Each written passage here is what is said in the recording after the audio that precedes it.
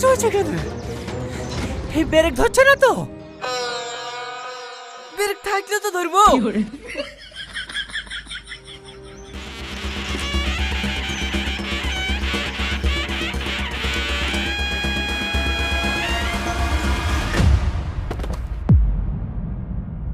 উঠি পড়েছে আব্বা, জোরে ঠেলেন। কি হলো আব্বা? আব্বা আব্বা আব্বা আব্বা তুমি দেখে আমার আব্বা মরে গেল। আব্বা আব্বা জমি জায়গা কার নামে আছে? তোমার আব্বার নামে তো।